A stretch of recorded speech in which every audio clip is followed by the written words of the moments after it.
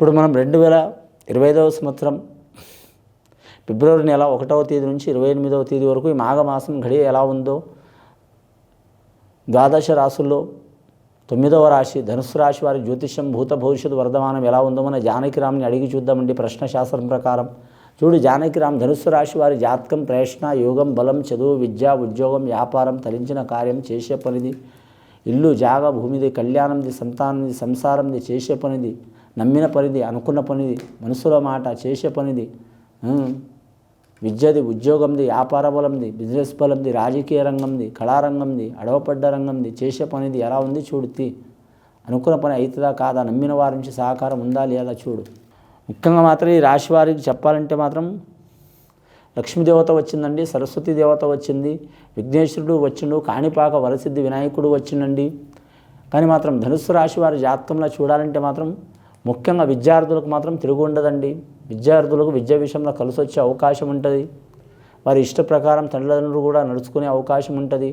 అలాగే మాత్రం వారు చదువు చెప్పే గురువర్యులు, టీచర్లు కావచ్చు, లెక్చరర్లు కావచ్చు, కోచిచ్చే కోచర్లు కావచ్చు, వాళ్ళ నుంచి మంచి ఫలితం ఉంటుంది వీరి జాతక బలానికి.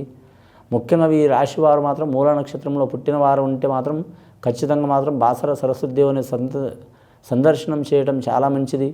అలాగే వీరి పేరు మీద సంకటహర చతుర్థి రోజు మాత్రం మహాగణపతిని పూజ చేయడం చాలా వరకు మంచిది. వీరి జాతకంలో చెప్పాలంటే మాత్రం వస్త్రాల్లో అన్ని వస్త్రాలు మంచిదే. వీరికి ముఖ్యంగా ఎరుపు వస్త్రం, తెలుపు వస్త్రం చాలా మంచిదండి. కానీ మూల నక్షత్ర జాతకులంలో చూడాలంటే మాత్రం మంచి ఫలయోగం కలిసి వచ్చే అవకాశం ఉంది. 2వ నక్షత్రం పూర్వాషాఢ నక్షత్రం వారికి అన్ని రకాల వస్త్రం కలిసి వచ్చే అవకాశం ఉందండి. వారి పేరు మీద మాత్రం లక్ష్మీదేవత అనుగ్రహం ఉంటుంది వారి పేరు మీద. కానీ వీరి జాతకంలో గత కొన్ని సంవత్సరాల నుంచి పడుతున్న చిక్కులు చికాకులు తొలగిపోయినాయి. కానీ ఫిబ్రవరి నెల చాలా వరకు శుభ ఫలితం ఉంది వారి పేరు మీద. కానీ వీరి జాతకంలో చూడాలంటే 5వ తేదీ నుంచి పడితే మాత్రం 27వ తేదీ వరకు చాలా వరకు అనుకూలమైన ఫలం ఉంది వారి పేరు మీద.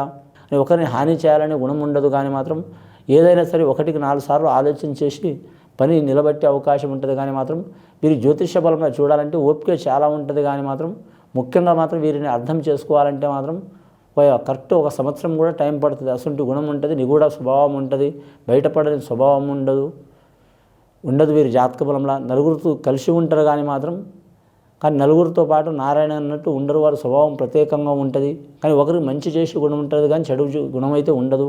ఇక నవగ్రహాల్లో వీరు చూడాలంటే మాత్రం ముఖ్యంగా 8 గ్రహాలు అనుకూలంగా ఉన్నాయండి వీరి పేరు మీద. ఒక్క సూర్యగ్రహం బాగాలేదు వీరికి, రవిగ్రహం బాగాలేదు, చంద్రగ్రహం బాగున్నందువలన మానసిక ఒత్తిడి ఉండదు, మనశ్శాంతి ఉంటుంది వీరి పేరు మీద. అలాగే కుజగ్రహం బాగున్నందువలన మాత్రం రుణ చిక్కులు చికాకులు తొలగిపోయే అవకాశాలు ఉంటాయి, కళ్యాణ సమస్యలు తొలగిపోయే అవకాశాలు ఉంటాయి. సంతాన దోషమున్నా లేదా రుణ చిక్కులున్నా లేదా భార్యాభర్తలతో విరోధం ఉన్నా తొలగిపోయే అవకాశం ఉంటుంది. బుధగ్రహం బాగుంది కాబట్టి వ్యాపార విషయంలో ఉన్న వాళ్ళైతే కలిసి వస్తుంది. ఇంకా విద్య విషయంలో మాత్రం ఉద్యోగం చేస్తున్నవారు, ఆరోగ్య రంగంలో ఉన్నవారు, లేదా మాత్రం వైద్యులు కానీ లేదా బోధన రంగంలో చెప్పేవారు కానీ, విద్య చెప్పేవారు కానీ వారికి అనుకూలంగా ఉంటుంది. గురుగ్రహం అనుకూలంగా ఉంది కాబట్టి గవర్నమెంట్ ఆఫీసర్లకు మాత్రం చాలా వరకు మంచి ఫలితం లభించే అవకాశం ఉందండి. వారు ఏ రంగంలో ఉద్యోగం చేస్తున్నా కూడా కలిసి వచ్చే అవకాశం ఉంటుంది. గవర్నమెంట్ పరంగా వారికి మంచి యోగం ఉంటుంది వారి జాతక బలానికి. అలాగే గృహ విషయంలో, ధన విషయంలో, ఆరోగ్య విషయంలో ఎన్నో సంవత్సరాల నుంచి ఏదిస్తున్న చిక్కులు చికాకులు పటాపంచలు అయ్యే అవకాశం ఉంటుంది. శుక్రగ్రహం బాగుంది కాబట్టి వీరి జాతక బలానికి చూడాలంటే ముఖ్యంగా మాత్రం స్త్రీ సహకారం ఉంటుంది. అలాగే లక్ష్మీదేవత సహకారం ఉంటుంది.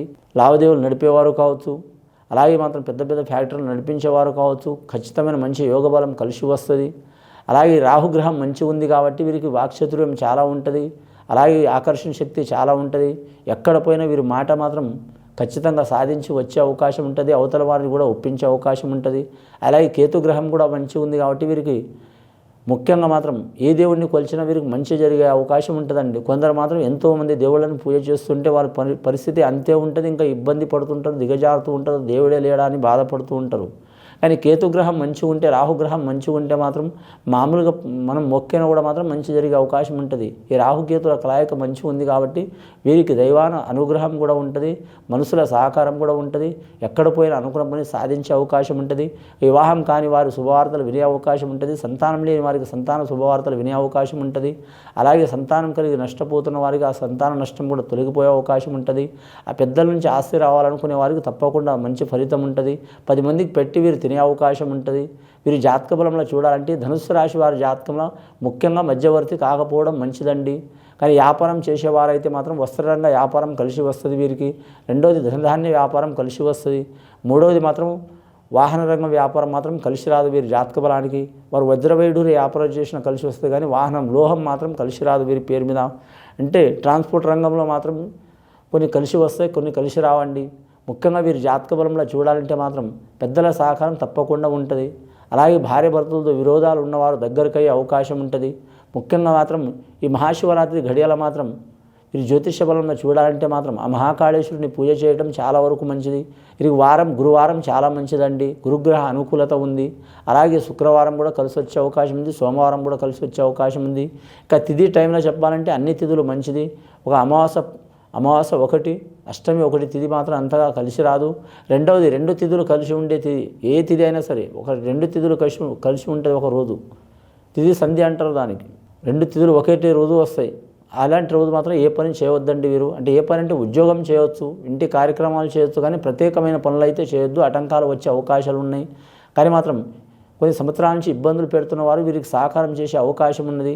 నమ్మిన వారు సహకారం అయ్యే అవకాశం ఉంది. ప్రేమ విషయంలో చెప్పాలంటే మాత్రం చాలా ఇబ్బందులు పడే అవకాశం ఉంది.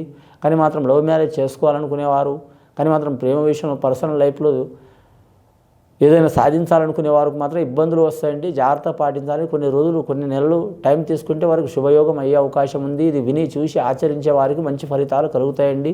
శుభం భూయాత్.